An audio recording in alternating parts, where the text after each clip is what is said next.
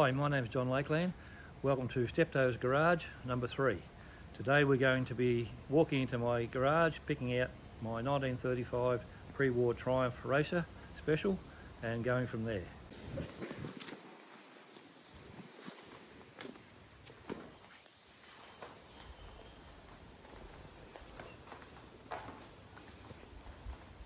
Today we're going to look at my 1935 Triumph Gloria Racer.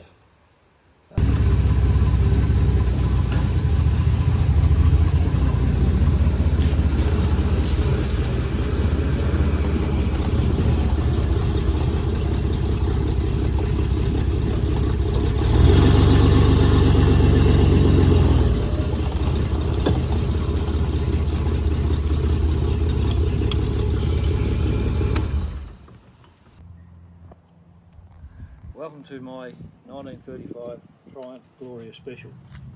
This car started off as a nice English sedan, imported to Australia in the 30s, and at some stage in its first 40 years it got pulled apart and was left as a derelict chassis.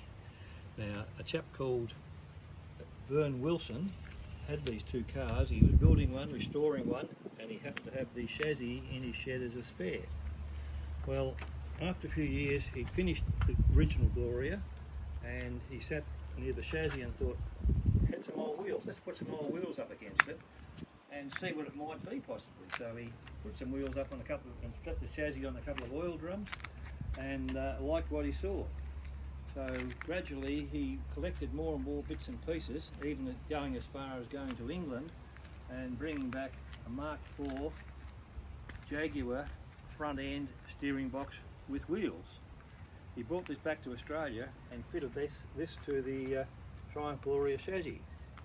Well, it looked pretty good, so he needed a back end then, so he hunted around and someone finally gave him a Triumph Gloria rear end, which was much narrower of course than the Jaguar, but he fitted it up anyway and put the wire wheels on it and then dreamed of what the car could be. It'd be a nice sports car. So the next thing was to get something to drive it. So we went to a place called Seaford Wreckers, which has gone years ago. This was back in the 70s, and he bought a Jaguar 3.8 Mark X motor. And as well as that, he purchased a Mark 7 Moss gearbox, 4-speed Jaguar gearbox, which he then mated to the motor.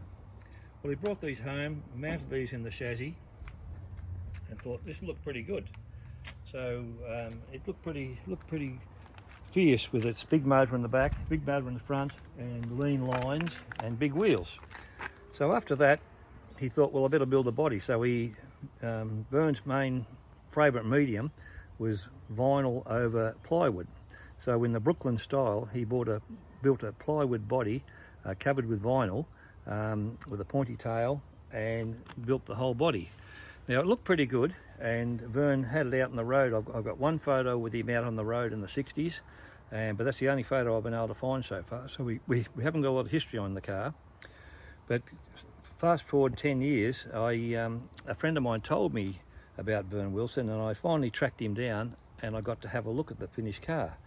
It was in a damp shed, covered in tarps in Sassafras on a winter's day. So we had a look at it, and I would have loved to got it out, but we couldn't. Anyway, a little bit later I got a phone call via the English Triumph Car Club that Vern's family were trying to find out a bit more about this car.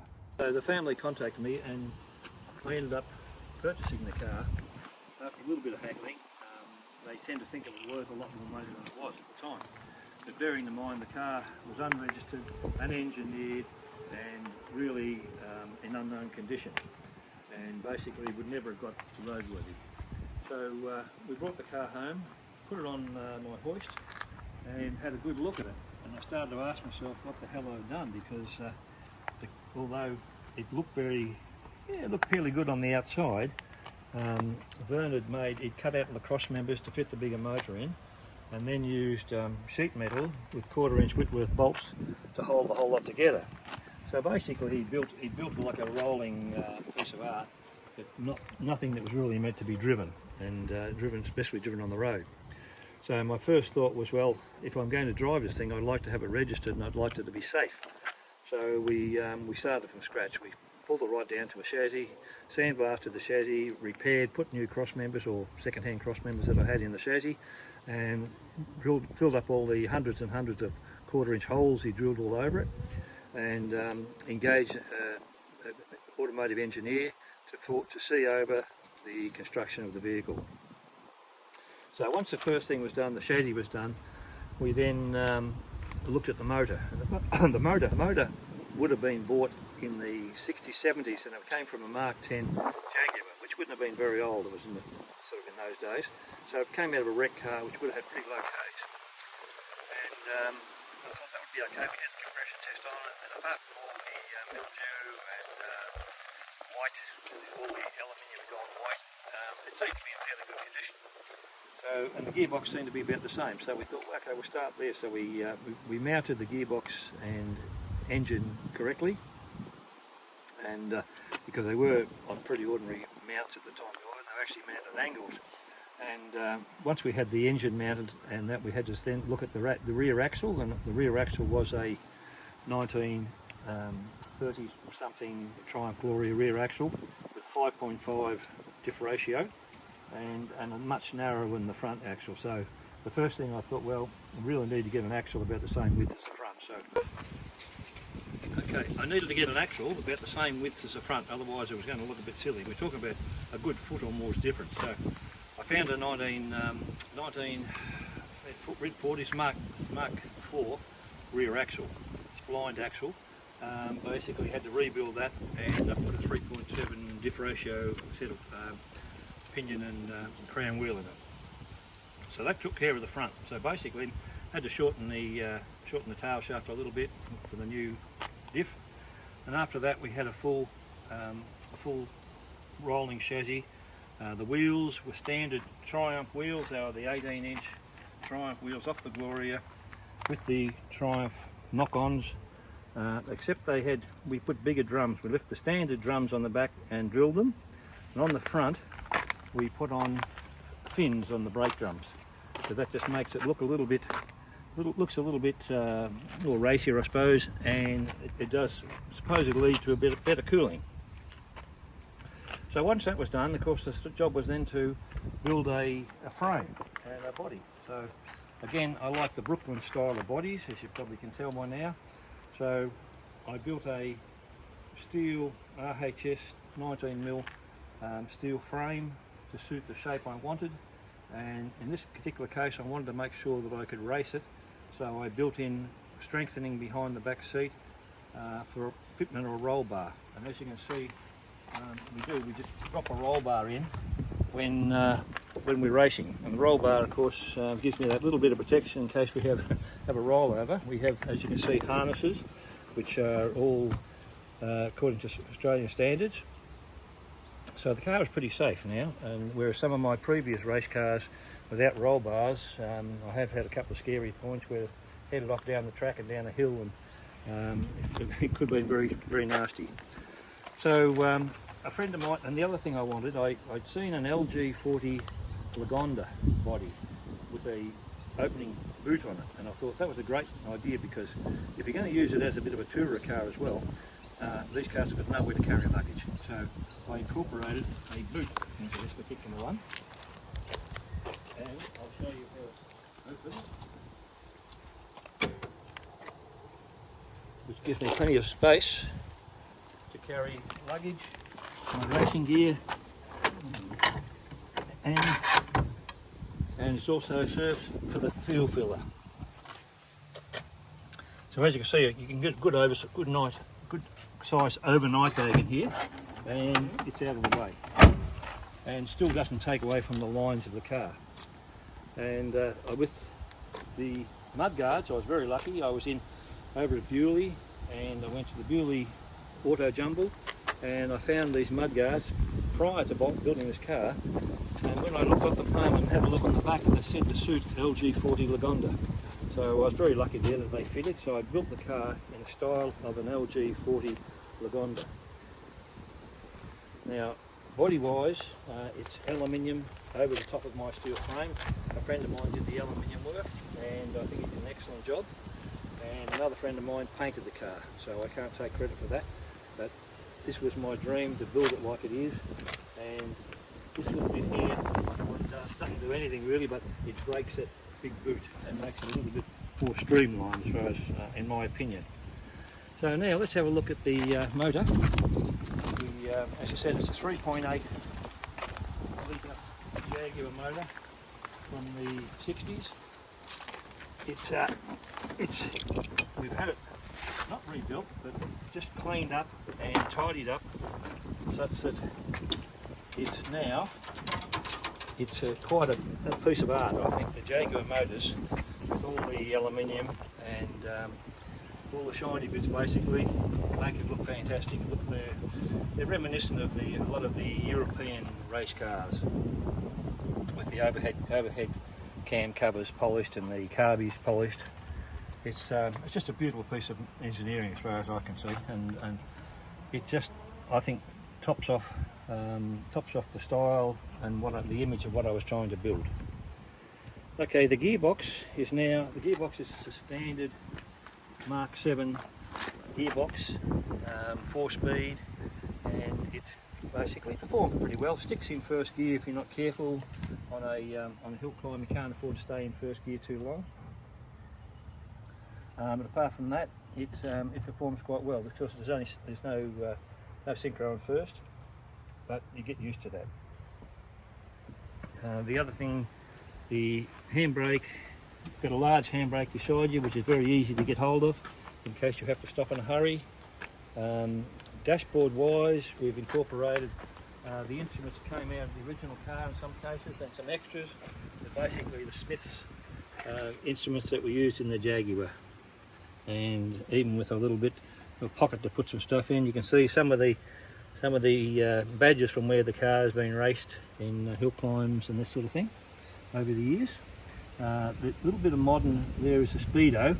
Because this thing is so fast, I incorporated a digital GPS speedo just so it won't get booked, because the speedos and these things aren't that accurate. And this car sticks out a little bit, and I just didn't want to be fodder for the coppers. Now, over the other side we have the exhaust side, where we have pretty straightforward straight out exhaust, and it's not too noisy, quite nice. You can see again the spare spark plugs, which are a little bit of decoration really. It's the gold top XK motor, and we've run straight exhaust, 2 lots of 3, and we run the standard generator, standard coil, everything, and a modified radiator. And through the side we've exhausted through 2 ports into our collector, and like the old Brooklands muffler it used to be, and they're straight out the back in a chrome tailpipe. There is actually a muffler, a modern muffler under here, just to make it roadworthy. And apart from that, we have everything is pretty well standard. We have no windscreen, obviously. We have just run aero screens, and they're sufficient for what the car's used for, which is racing and the occasional social run. So I think that'll probably do on the details of it. I'll have them just around the front. On the front, you'll notice that the grille might look familiar to some people. It's actually a Woolsey 18 horsepower grille with the Woolsey surround with a Triumph badge in the middle. The Gloria emblem is an original one from Triumph Gloria, which I collected ages ago. The headlights are original from Triumph Gloria. So a lot of the parts are still Triumph Gloria. Some may say, well, it's not really a Triumph, it's more a Jaguar. But in Australia, we register the cars as per the chassis. The chassis is the identity of the car. So this is a Triumph Gloria chassis. So as far as registration goes, it is a Triumph Gloria, a modified Triumph Gloria. Hence our number plates. We have M plates, which are modified in Australia, which means the car has been modified. So I have increased the horsepower from more than 20%. Obviously this is about 260 horsepower, and the original would have been about 60 horsepower, 40 to 60 horsepower. So otherwise we might go for a run.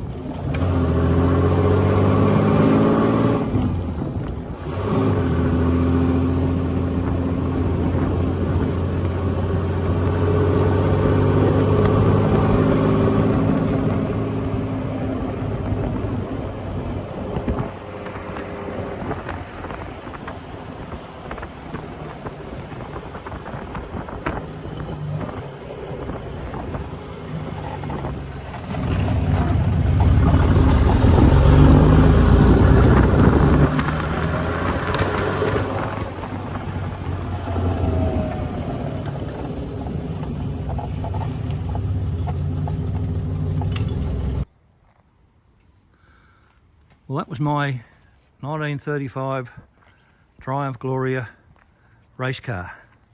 As you can see, it's not terribly standard. It's had a fair bit of modification, but so far the car has performed exceedingly well in events, on the road, and been very obedient. Hasn't let me down at any stage, and motor's very reliable. I did put a competition clutch in it after taking it to a sprint and burning the clutch out. The only thing heavy clutch, I should have got a new left leg as well. It's a little bit heavy on the clutch, so you might have heard some rough gear changes there. That's when I'm not pushing down far enough. But otherwise, the car has lived up to my expectations. I always wanted a Triumph with a little bit more guts than the factory offerings, and this car has delivered it in spades.